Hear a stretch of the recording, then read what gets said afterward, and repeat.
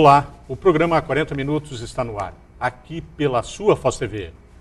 Carioca, nascido em 1954, ex-presidente do Floresta Clube, atual presidente do Conselho Municipal de Saúde, teve brilhante desempenho no setor de saúde da Fundação Itaiguapi.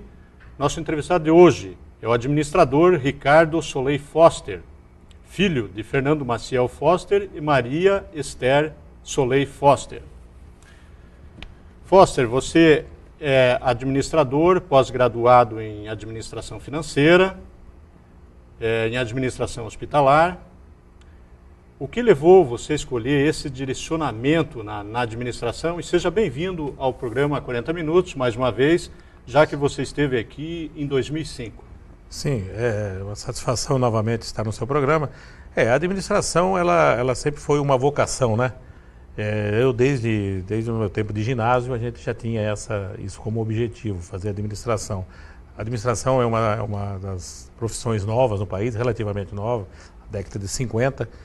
E em Foz do Iguaçu, eu tive a felicidade de fazer parte da primeira turma da Facisa. Da antiga Facisa. Eu fiz o primeiro vestibular ao lado de tantos contemporâneos, né, que hoje estão aí, gerentes de banco, empresários, né? E nós fizemos junto com o pessoal da contabilidade também, porque abriu simultaneamente, né, a contabilidade e a administração, e isso foi nos idos de 79, né? Já vai alguns anos. Ainda aí perto daquela escola, se não me engano, Parigô de Souza, né? Ali Sim. Próximo ao cemitério, né? Ao lado do cemitério. Ao lado do cemitério. Se fugisse por um lado, caia dentro. Exatamente. E ali a gente em condições, inclusive, bastante precárias, né? Eu lembro que na época do calor era infernal, nós tínhamos mosquito, besouros, né? Tinha aquela invasão de besouro, ali fica próximo ao rio. Fantasmas. Também. Mas a gente tem muito orgulho, Heitor, de ter feito parte dessa história, né, de Foz do Iguaçu, fazendo parte da primeira turma da Facisa, porque a gente entende que santo de casa também faz milagre. Então, certo. A gente acho que nós tivemos um período muito importante, que havia uma parceria com a UEL, vinham professores de Londrina, nós tínhamos aula sábado de manhã, sábado à tarde, mas valeu a pena. Eu acho que hoje todos aqueles que fizeram a Facisa devem lembrar com bastante satisfação desse período histórico de Foz. Sim, você fez administração, depois você buscou especialização na área de saúde.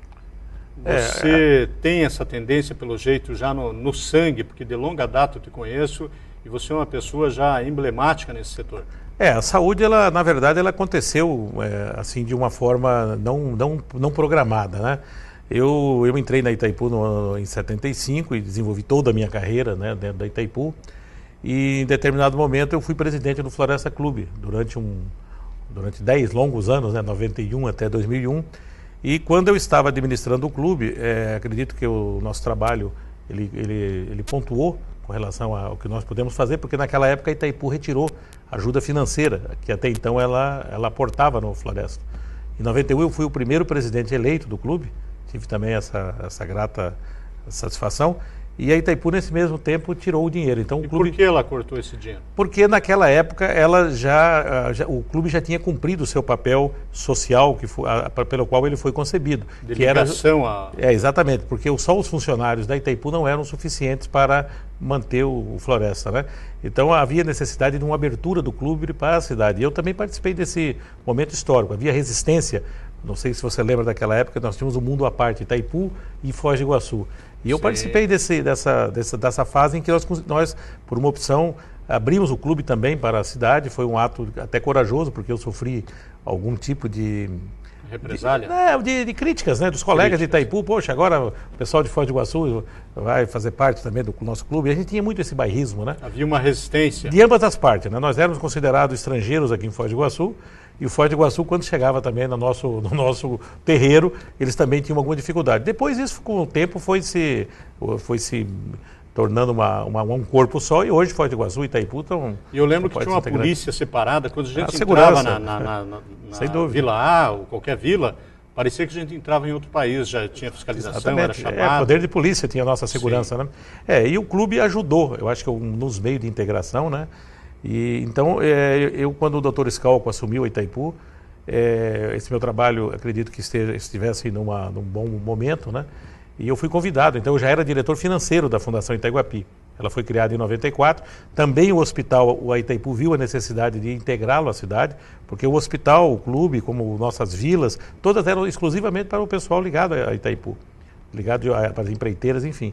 Então o hospital também ficava ocioso. Você já imaginou um hospital daquele tamanho só atendendo funcionário de Itaipu? Ele tinha uma ocupação de 10% a 20% dos seus leitos.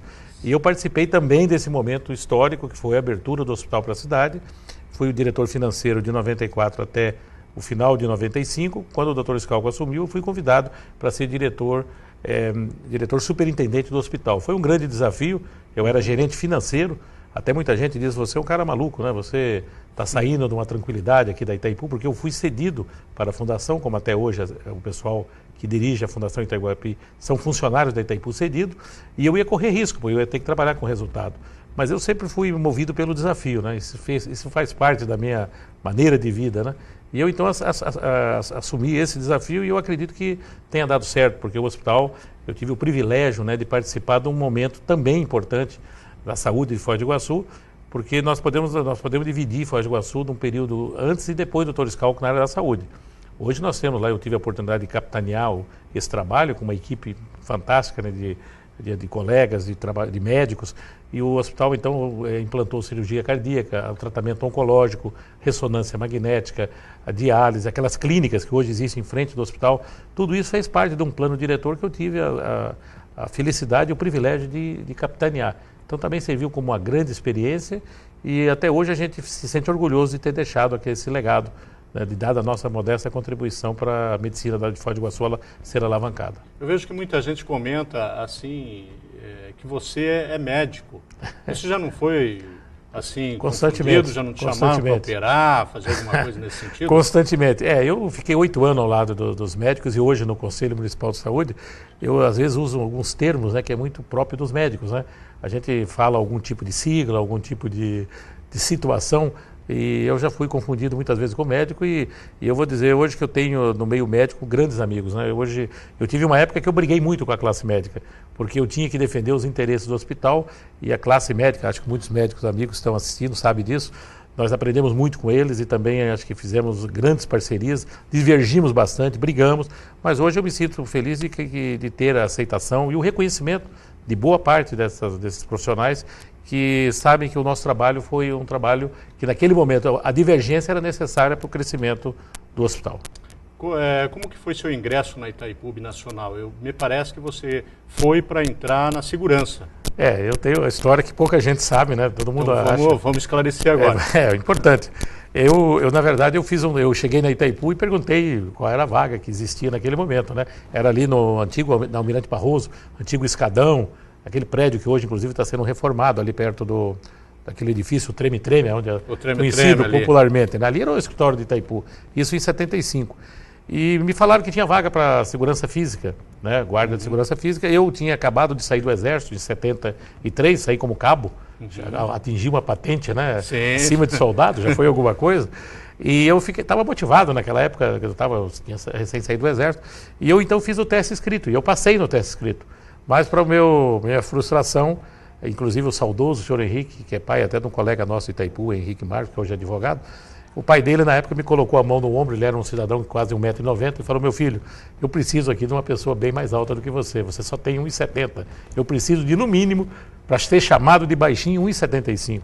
E eu, então, naquele momento, me senti realmente muito baixo, né? Mas ele foi uma pessoa que me deu... Sempre na vida da gente tem pessoas que fazem a diferença. E o seu saudoso inspetor Henrique, que era conhecido, acho que muitos colegas da Itaipu devem se lembrar, ele falou, não, você fez um teste muito bom. Você não quer trabalhar como escriturário? Eu falei, olha, eu não sei bater máquina. Ele falou, não, você aprende. Naquela época, realmente, se passava em frente da Itaipu, era pego a laço. A gente fala isso, as pessoas... Mas muitos colegas nossos que praticamente Foz do Iguaçu não tinha uma mão de obra qualificada e até mesmo que todo o pessoal estava envolvido em hotel, era a vocação exclusiva de Foz do Iguaçu na época, né? Então, tanto que Foz do Iguaçu, quando eu cheguei aqui, tinha 70 mil habitantes e numa questão de 1, 2, 3 anos, ela dobrou a população. Então, a Itaipu, naquele momento, perdeu um guarda de segurança, né? E ganhou um outro funcionário que, de repente, fez uma carreira dentro da empresa. Mas eu tenho amigos na segurança, eu sempre falo isso aí, as pessoas não acreditam e falam, olha, quase que nós somos colegas. E eu teria, com certeza, também muito orgulho de fazer parte da área de segurança física de Itaipu, que é uma área das mais respeitadas na nossa empresa. É interessante os rumos que a história reage, né, com relação às nossas atitudes e que nos dá o direcionamento na vida futura. Interessante, se não tivesse procurado, hoje não teria passado, não teria tido todos esses momentos vitoriosos na área de saúde. Mas vou te pedir um tempo que nós vamos para o intervalo comercial e voltaremos logo em seguida.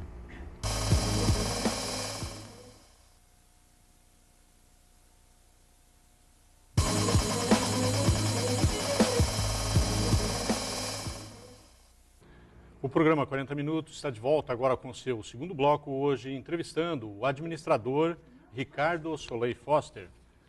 Foster, você, como você estava explicando, quando ingressou na Itaipu, ia entrar como segurança. Sim. E aí, como foi essa tua trajetória de 32 anos até os dias atuais? Eu entrei então como escriturário, né? Escriturário 1, aquele tempo era essa a função. Entrei nos serviços assim mais simples, né, como auxiliar de escritório. Aprendizado, né? Ali. Eu comecei, meu primeiro emprego, Itaipu é meu primeiro e único emprego, né, carteira assinada, né. Então eu fui galgando alguns postos, né, para escriturário 1, no escriturário 2, escriturário 3. Depois já entrei na faculdade, eu fui da primeira turma. Eu sempre tive uma preocupação de evoluir, né? Nunca fui uma pessoa acomodada. Eu acho que a gente tem que viver aprendendo até hoje. Eu acho que a gente, quando você atinge um degrau, você já tem que buscar. A vida é um eterno aprendizado, também no aspecto profissional. E então, quando eu comecei, eu passei a ser encarregado de seção, né? Depois eu passei a ser supervisor de setor, fiz a minha faculdade, me formei em 83, fui reconhecido como nível superior dentro da empresa só em 89, porque antigamente não era você formar um nível superior, você já não era automaticamente elevado à condição de nível superior dentro da empresa. Então eu passei em 89 a administrador pleno 1, que é o nível mais baixo dos administradores. Já em 91 eu passei a ser o gerente financeiro, aí eu tive um salto, eu passei de pleno 1 para sênior 1, e daí então a minha carreira deslanchou. Eu fui tendo oportunidades, acho que busquei também conhecimentos, investi nos meus cursos de pós-graduação, enfim, até chegar a superintendente da Fundação de Saúde de Itaiguapi. E nesse decorrer, eu até tenho muito orgulho de dizer que eu tive 16 promoções por mérito. Isso numa empresa como a Itaipu não é uma coisa muito fácil. Eu acredito que a gente tenha tido estado no local certo, na hora certa, mas também buscado incessantemente, né, o progresso, o crescimento profissional. Muitas vezes correndo risco. Eu mesmo, quando fui para a Fundação Itaiguapi, muitos colegas falaram: você está maluco, você está saindo aqui de uma situação onde você não corre nenhum risco, não tem que mostrar resultado. Mas eu sabia que era importante eu buscar um desafio para a minha autoafirmação profissional, e isso realmente ocorreu. Eu acabei tendo uma evolução profissional dentro, e um reconhecimento, inclusive, externo. Hoje eu sou uma pessoa muito mais conhecida fora da Itaipu do que no âmbito de Itaipu, pelo meu envolvimento, tanto no Floresta quanto na própria Fundação de Saúde Itaiguapi. E no meio social. E no meio social. Isso é um privilégio de ter, eu me relaciono, e isso faz parte da minha própria maneira de ser, com os níveis mais humildes até os níveis mais elevados. Eu tenho essa maneira de ser. Uma vez eu estava andando com o Dr. Scalco na barreira, nós andando dentro da Itaipu, e ele ficou impressionado quando eu conversava com o operário, eu conversava com a pessoa que servia o café e tal, e eu falei para ele: doutor Scalco, eu estive num clube, e no clube todo sócio tem o mesmo peso, tem o mesmo valor. Então, a gente tem dentro da Itaipu, sempre foi muito segregado os níveis, né? Vila A, Vila B, Vila C, nível 1, nível 2, nível 3, casa 5, casa 6, casa 7, mas eu sempre consegui me harmonizar, e é meu estilo. Meu pai era um funcionário público, eu vim de família humilde. Você nasceu no Rio de Janeiro? No Rio de Janeiro, só nasci no Rio de Janeiro, né? Do Rio de Janeiro eu só herdei o ser fluminense. Nem o sotaque não herdou? Não, nem o sotaque, porque o meu pai era funcionário público, ele trabalhava numa empresa de navegação, e eu morei então em Guaíra, estado do Paraná. Tenho irmãos que nasceram em Guaíra, em Presidente Epitácio, estado de São Paulo, em Corumbá. Aonde nós íamos passando, minha mãe ia tendo um filho, né? Sim. E um em Assunção, inclusive. Eu tenho um irmão que nasceu em Assunção. E quantos irmãos você tem? Nós somos em 5, né? São 4 homens e e uma mulher. Aqui moram os quatro homens moram aqui. Passaram por 5 cidades, então. Eu tenho, o meu primário foi numa cidade, o meu ginásio foi em outra. Isso, Heitor, foi uma coisa boa na minha vida, mas também ruim. Eu não tenho o mesmo amigo da infância até a juventude. O meu amigo foi só da infância, eu tenho amigos só na adolescência, eu tenho amigos só na juventude. Então eu não tive aquele amigo que me acompanhou ou que eu vivi a vida inteira ao lado dele. Isso foi bom e teve um lado ruim. Foi bom porque a gente acabou sendo eclético, a gente acabou tendo... eu sou uma pessoa que eu digo multirracial, vamos dizer assim, Sim. em termos de sotaque, em termos de cultura alimentícia, de cultura musical. Eu gosto de vários tipos de música, enfim, por essa miscelânea, né? Sim. Eu morei no Mato Grosso, no estado do Paraná, no estado de São Paulo e no Paraguai. E o teu hobby é a música? Eu sou uma pessoa que adoro música, eu gosto muito de... Cantar, tocar? Não, cantar, eu sempre digo que eu toco 2 instrumentos, campainha e sino, né? A parte musical é 0, cantar muito mal, só no banheiro, mas eu gosto muito de música. Eu tenho uma verdadeira paixão por rádio, né? Inclusive, a minha esposa, Maria Antonieta, né? Eu tenho, falando da minha família agora, Maria Antonieta, que é minha companheira aí, o pai dela também trabalhava na Itaipu, assim como meu pai. Eram muito comuns os barrageiros, né? As famílias acabarem se juntando também, os filhos, né? Você casou, já ganhou casa lá dentro? Não, eu fui morar com a minha mãe. Naquele tempo na Itaipu, em 78, né? Eu já tenho 29 anos de casado. E dessa feliz união eu tenho 3 filhos, a Patrícia, que é advogada, a Patrícia Gotardello Foster Ruiz. Eu tenho a Renata Gotardello Foster, que é recém-formada em design de modas. Inclusive, ela está procurando emprego, hein? A área de design de modas, né? E eu tenho meu moleque aí que ele quer fazer medicina e está fazendo um cursinho. E eu casei, fui morar com a minha mãe e não dava. Quem casa quer casa, já dizia meu pai e o meu avô, né? E eu fui morar na Vila C. Na rua Sapucaí, número 11, também muita gente acha que a gente já começou morando lá na Vila B. Lá naqueles barracos assim? Não, são casas geminadas. Casas geminadas, né? Eram casas geminadas onde moravam 4 famílias, onde era interessante que eu trabalhava no centro executivo. Mas diz que é um forno aquilo. São casas, na época, eu morava na Vila Velha, na rua Sapucaí, perto do Anglo-Americano, do antigo Anglo-Americano. Era interessante porque eu entrava às 7 horas, mas o pessoal que morava vizinho era às 5. E o despertador dele tocava às 5h30, então eu acordava junto com ele. E ele ligava o rádio no antigo programa do Compadre Santana, você deve lembrar. Lembro. E o Compadre Santana com aquela música sertaneja gritando, e eu então tinha que acordar também às 5h30. Aí, daí a gente ia em diante. Então foi um período muito bom, eu morei durante 6 meses, e lá não tinha asfalto na Vila C. A água, de vez em quando, vinha barro. Eu não conseguia chegar na minha casa, a gente tinha que descer ali perto da barreira, onde hoje é a barreira de Itaipu. E quem entrava na Itaipu para morar na Vila C já ganhava um kit chuva, né? Que era capa, botas de borracha. Amarela, não era? Não era amarela. A nossa era preta. A Unicom era amarela. E a gente ia deslizando no bairro, eu e minha esposa, a gente subindo. Então eu digo que foi uma vida bastante...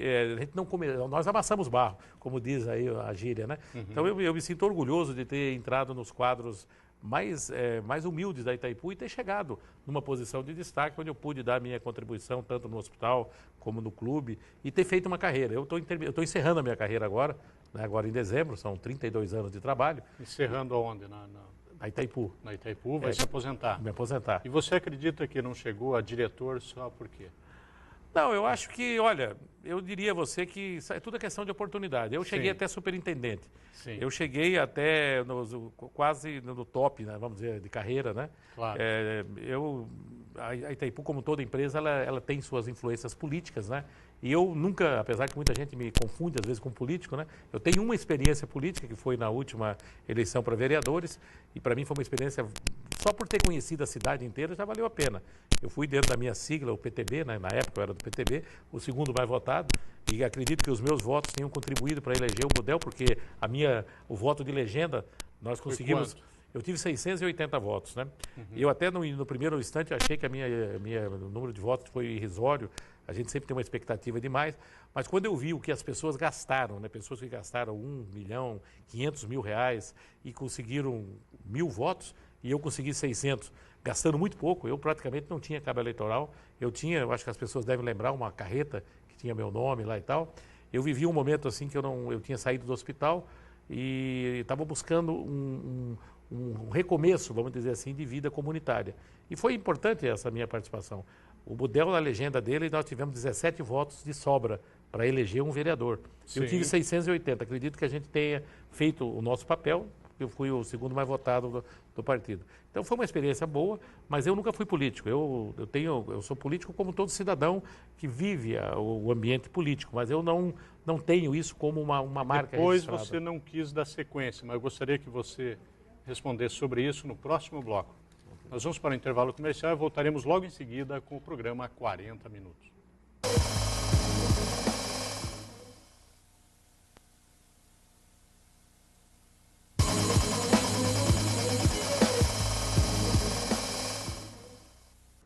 O programa 40 Minutos está de volta agora com seu terceiro bloco, hoje entrevistando o administrador Ricardo Soleil Foster. O Foster, você sendo uma das pessoas mais votadas na época e hoje com toda essa tua experiência, essa tua dedicação, mesmo sem interesse político, você já não foi convidado para ingressar nessa área ou para somar votos com alguém? E a gente vem recebendo, né, até com muita satisfação. É sempre gratificante você ser lembrado, ter o seu trabalho reconhecido, né, por algumas agremiações políticas. Eu hoje estou reintegrado ao PSDB. Digo reintegrado porque o meu primeiro partido foi o PSDB, de 91 até 2003, eu fui desse partido. E em 2004, em função da eleição, eu fui para o PTB, acompanhando a convite do Carlos Budel. Depois, com toda essa virada que deu no PTB de comando, eu inclusive fazia parte do diretório, eu preferi retornar ao PSDB, da onde eu tenho as minhas origens, né? E a gente tem sido convidado, eu acho isso, assim, para mim, me satisfaz bastante, sinal que o trabalho da gente é respeitado e é reconhecido, mas eu tenho a minha família hoje, depois da minha primeira experiência eleitoral em 2004, eu hoje tenho uma vontade de participar de um projeto político. Acho que eu posso continuar contribuindo nessa área, especificamente da saúde, não necessariamente sendo candidato.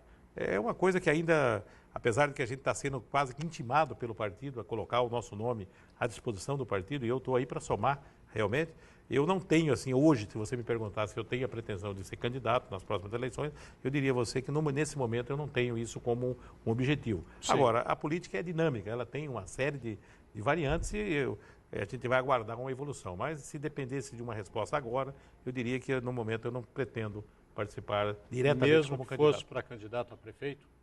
Não, eu acho que isso é uma coisa que ainda nunca me passou pela cabeça. Sim. Né? Eu não teria, até pelo meu envolvimento político, eu não teria... Por ter outras pessoas também no partido? Não, eu não tenho eu nunca tive essa ambição, apesar que na minha vida muitas coisas aconteceram sem que eu tivesse nada com predisposição.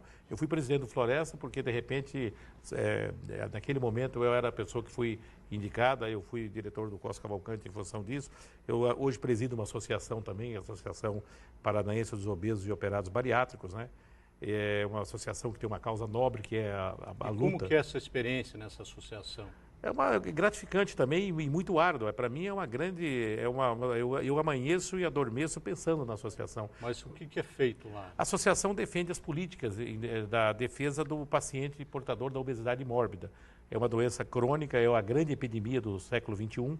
Ela acomete as pessoas de uma forma cruel. Mas é visto como uma epidemia? É uma doença. Antigamente o gordo ele era chamado de relaxado. Ele era uma pessoa que não tinha caprichos, mas ela tinha que criar vergonha na cara para emagrecer. Hoje a Organização Mundial de Saúde já admite, já há alguns anos, como uma doença crônica. É a doença que leva as pessoas a uma decadência de qualidade de vida, compromete a sua saúde. Ela tem um custo alto para a saúde pública, porque o portador da obesidade mórbida, ele é um paciente problemático, ele tem necessidade de tratamento integrado.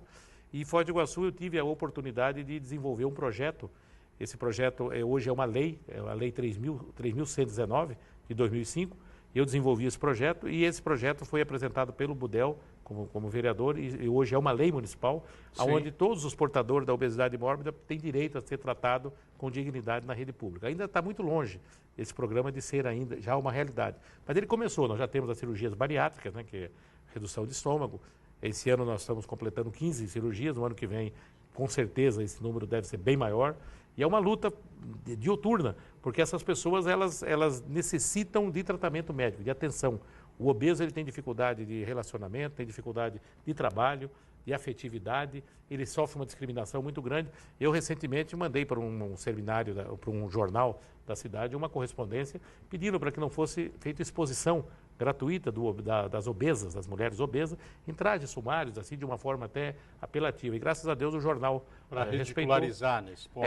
Então nós mandamos, isso é defesa da cidadania do obeso. Então eu represento essa associação, sou o presidente, e é uma luta danada. Quem quiser entrar em contato com os pode entrar em contato. Qual é o telefone? Pode ligar para o 3520-5466, né? ou para o 3524-2279, onde a gente passa as informações. Hoje já existe um programa na cidade, as pessoas podem ingressar no programa, é gratuita pelo SUS, e se inscrever para fazer essa cirurgia bariátrica. Ela tem atendimento com psiquiatra, com psicólogo, com nutricionista, com o próprio médico, e essa pessoa tem que ser tratada. A obesidade é uma doença e a rede pública, infelizmente, ainda não está preparada para atender esse paciente.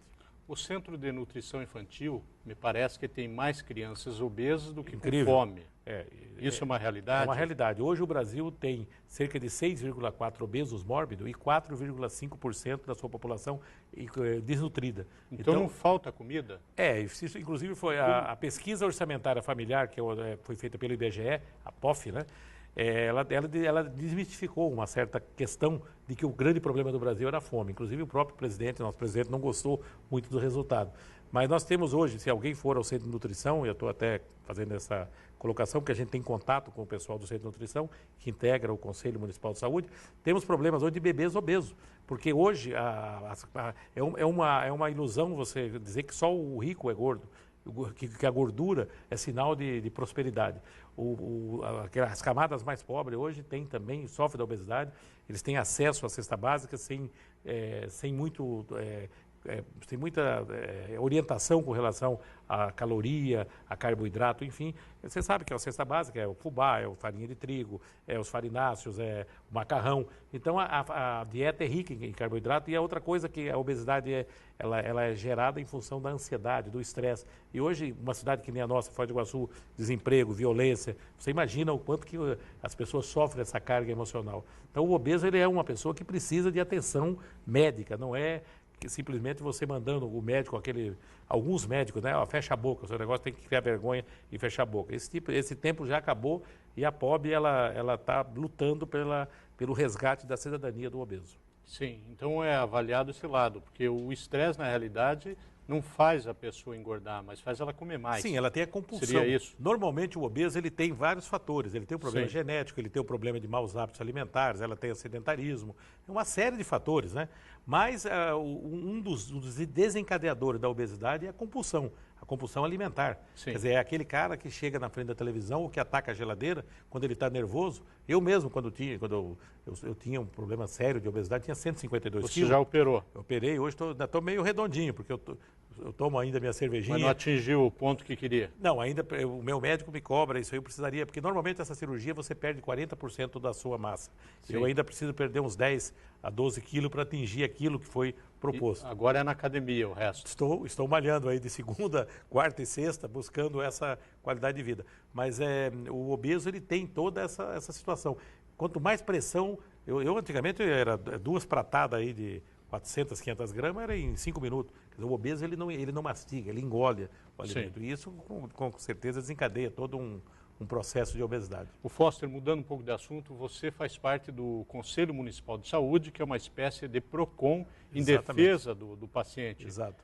Como funciona rapidamente, que nós estamos chegando ao final do programa, e como que a pessoa pode apresentar queixa sobre os acontecidos? O Conselho Municipal de Saúde é uma grande conquista, né, da Constituição de 88, que instituiu o controle social, ou seja, a população fiscalizando a saúde, não só a qualidade do serviço, quanto a oferta do serviço e a aplicação de recursos. Por exemplo, o município tem que aplicar 15% do orçamento na saúde, o Estado 10%, a União 5%. E isso é feito, esse controle, através de entidades como a que eu represento, que representam os usuários, os trabalhadores na saúde, os gestores de saúde, que é o município e o Estado, e o prestador de serviço. São 32 entidades aqui em Foz do Iguaçu, eu sou presidente de 2006, 2007, e esse órgão representa, então, 50% da sua representação é o usuário, aquele que usa o Sistema Único de Saúde. E nós temos uma ouvidoria, então eu gostaria até de deixar o telefone. Ótimo. Gostaria até que você, através do seu tão lido Primeira Linha, nós temos o 0800 643 4774, gostaria até que pusesse no vídeo, né? Sim. 0800 643 4774, ligação gratuita, onde qualquer cidadão, a qualquer momento, em qualquer lugar da cidade, ele pode ligar. É gravado lá no nosso conselho, nós funcionamos de 8 da manhã até 17 ininterruptamente, de segunda a sexta. Depois nós queremos montar esse serviço também aos finais de semana, mais no futuro, com gravações, né? Onde a pessoa liga e diz, olha, eu estou com um problema aqui na saúde. É realmente o que você falou, o PROCON. Ainda o cidadão brasileiro, ele conhece mais da lei do consumo, a lei do consumidor, do que a lei da saúde. Porque essa conquista é relativamente nova. Quer dizer, o cidadão, ele fica perguntando, será que eu tenho direito de reclamar, eu posso interferir no processo da saúde? Eu diria que o controle social é um órgão poderoso. Nós temos aqui hoje condições de criar uma série de situações para o próprio município, se ele não cumprir a lei do SUS. A lei do SUS que prevê tratamento igual para todos, acesso ao serviço de saúde, resolver o problema por inteiro. Quer dizer, o SUS não pode resolver só o problema do pé, ele tem que resolver do joelho, da cabeça, enfim. Então é um órgão importante e que agora, felizmente, a população começa a conhecer. Eu diariamente atendo inúmeras pessoas que hoje começam a acreditar no Conselho. Talvez porque o Conselho hoje tem até uma página também na internet, nós temos na página oficial do município, nós temos lá um ícone, Conselho Municipal de Saúde, onde todas as nossas atas são publicadas, as nossas reuniões, e esse telefone poderoso, que as pessoas podem recorrer, podem ligar sem medo, porque o Conselho não é ligado à Secretaria. Tem muita gente que pensa que, de repente, o Conselho é um órgão subordinado à Secretaria. Nós temos um contato direto com o Ministério Público, que é a quem a gente se reporta quando não há o cumprimento da lei. A promotoria, existe uma promotoria especial da saúde. Quando a saúde não está sendo cumprida pelo gestor municipal, estadual ou federal, o Conselho é que faz essa representatividade pelo usuário. Então, acho que é um órgão importante, que representa também o trabalhador da saúde e que eu acredito que vinha sendo pouco utilizado.